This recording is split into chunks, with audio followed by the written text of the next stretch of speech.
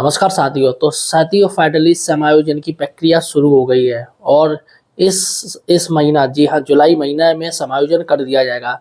दोस्तों मैंने पहले से ही वीडियो बनाया था। ये माने चलिएगा कि समायोजन का जो आदेश आया है वो शाम को 7:30 बजे आदेश आया है।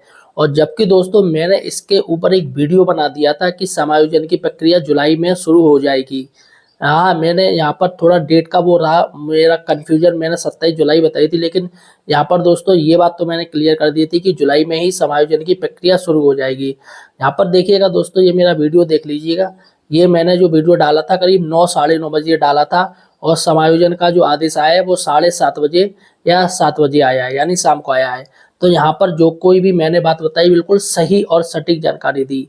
साथियों मुझे भी उच्च अधिकारियों ने जो बात बताई थी वो बात मैंने आपको बता दी। तो अतः थोड़ा बहुत दोस्तों एग्जैक्ट तो कोई नहीं बता सकता। अतः दोस्तों सही और सटीक जानकारी के लिए आप हमारे चैनल बेरोजगार हेल्पर को सब्सक्राइब जरूर कीजिएगा।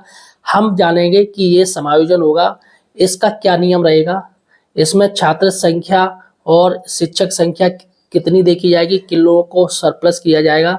इस वीडियो में जानेंगे जो स्कूल मर्ज किए गए, बंद किए गए, पेयर किए गए, क्या वो शिक्षक इसमें आएंगे या नहीं आएंगे। इसलिए दोस्तों सही जानकारी के लिए हमें सब्सक्राइब जरूर कीजिए। चलिएगा साथियों, बात करते हैं ये समायोजन क्या है। देखिएगा दोस्तों, यहाँ पर जो बात की गई ये समायोजन स्वैच्छिक समायोजन है। हाँ, आपके ऊपर है, आप चाहें ले सकते हो या नहीं ले सकते हो। इसके साथ ही इसमें 25 विद्यालयों का ऑप्शन खोला गया है।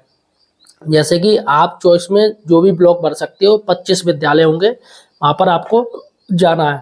अब यहाँ पर दोस्तों बात हो रही है कि इसमें छात्र संख्या कौन सी रहेगी, कौन से वर्ष की रहेगी। जैसे 24-25 की रहेगी, यानी पिछले वर्ष की रहेगी, या फिर ये जो 25-26 चल रहा है उसकी मानी जाएगी। तो देखिएगा दोस्तों, यहाँ पर अभी क्लियर नहीं है, लेकिन यहाँ सुनने में आ रहा है कि 24-25 की ली जा सकती है। जी हाँ, पिछले वर्ष की ये संख्या ली जा सकती है। अब यहाँ पर हम बात करें कि इसमें आखिर किन लोगों का ये समायोजन हो रहा है।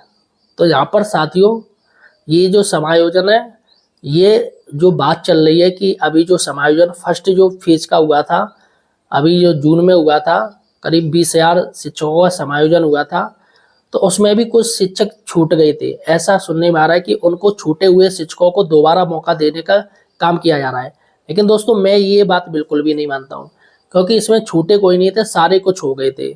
अब यहाँ पर दोस्तों अगर सही बात की जाए तो ये समायोजन है वो जूनियर शिक्षक के लिए है।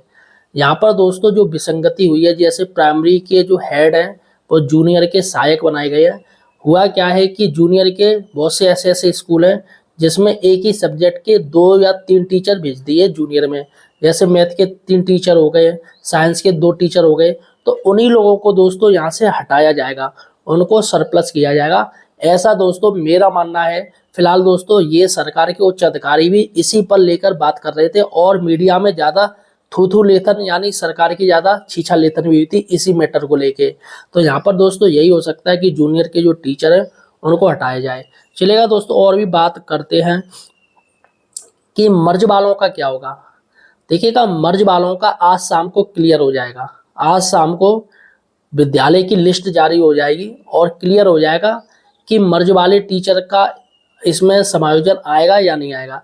लेकिन दोस्तों मुझे लग रहा है कि समायोजन मर्ज वालों का भी हो सकता है, क्योंकि सरकार ने, और देखी जाए तो दोस्तों यहाँ एक चीज़ और लग रही है, क्योंकि मर्ज वाले जो शिक्षक हैं उनको अभी पूर्णतः जिलों में अभी मर्ज वाला प्रक्रिया पूरा भी नहीं हो पाया है। बहुत से जिलों में अभी भी मर्ज वाली प्रक्रिया चल रही है, पहली बात। दूसरी बात ये कि उन लोगों के जो यूडाइस हैं, यूडाइस चेंज नहीं हुए, अभी भी प्रक्रिया चल रही है यूडाइस चेंज करने की, और टीचर्स प्रोफाइल बनाने का अभी भी काम किया जा रहा है। तो बहुत से जिलों में ये काम चल रहा है। तो यहाँ पर अगर लॉजिकली बात करें तो मुझे नहीं लग रहा कि मर्ज वाले टीचर्स को यहाँ पर लिया जाएगा इस समायोजन में। लेकिन दोस्तों अगर एक दिल से सोचे तो मुझे लग रहा है कि हो सकता है कि समायोजन में मर्ज वाले भी टीचर ले लें। अब दोस्तों इसमें कोई क्लियर नहीं है, क्योंकि जो मर्ज टीचर हो गए उनका अभी काम चल रहा है। उनके अभी ये मान के चलिएगा कि जो पेयरिंग स्कूल में की गई है, अभी उनकी टीचर्स प्रोफाइल भी अपडेट नहीं हो पाई अच्छे से, और ना ही बहुत से लोग इसमें यूटाइस प्लस में अपने स्कूल में उन शिक्षक को जोड़ पाए हैं। तो अभी भी काम चल रहा है, छात्र profile, teacher profile, school profile अभी भी काम चल रहा है। तो ऐसे में दोस्तों शंका लगती है कि शायद ही मर्ज वाले टीचर लिए जाएं। लेकिन ये सरकार है, इसका कुछ भी नहीं कह सकते, कुछ भी कर सकती है। तो यहाँ पर जो बात हो रही है वो छूटे हुए शिक्षकों की बात हो रही है, जो ये समायोजन जो हुए थे उसमें छूट गए थे, इसलिए उनकी बात हो रही है। इसके साथ ही दोस्तों यहाँ पर मैं आपको बता दूं कि अगर नामांकन की बात होती है, देखिएगा 2025 और 26 नामांकन लिया जाएगा तो मर्ज वाले टीचर इसमें भी आ जाएंगे इसी समायोजन में। अगर दोस्तों अगर 2024 और 25 का नामांकन लिया जाएगा पिछली साल का, तो दोस्तों मर्ज में ये टीचर्स नहीं आएंगे, इनको मर्ज वाले टीचर से इनको समायोजन यानी सरप्लस नहीं दर्शाया जाएगा। अब दोस्तों बात करते हैं कि आखिर कौन से इसमें लिए जाएंगे। देखिएगा दोस्तों, इस बार शिक्षा मित्रों को नहीं जोड़ा जाएगा, आप ये जान लीजिए। अभी जो समायोजन फर्स्ट हुए थे उसमें शिक्षा मित्रों को जोड़ लिया था, जिससे दोस्तों बहुत से विद्यालय एकल हो गए। तो यहाँ पर सरकार ने तय कर लिया है कि इस बार शिक्षा मित्रों को नहीं जोड़ेंगे। यहाँ पर मैं एक अंदाजा आपको बता दूं, जैसे किसी विद्यालय में 30 बच्चे हैं और वहाँ पर 2 टीचर हैं, 1 शिक्षा मित्र हैं, तो यहाँ पर दोस्तों एक नियम है कि एक विद्यालय में 2 टीचर का नियम है, तो यहाँ पर शिक्षा मित्र को टीचर माना जाएगा। लेकिन दोस्तों एक टीचर इसमें सरप्लस दर्शाया जाएगा। अगर मान के चलिएगा किसी स्कूल में 60 बच्चे हैं, वहाँ पर दोस्तों 2 टीचर हैं और 1 शिक्षा मित्र हैं, तो 30 पर 1 टीचर होना चाहिए, तो 60 पर 2 टीचर हो गए। ऐसे में दोस्तों उनका किसी का भी समायोजन नहीं किया जाएगा।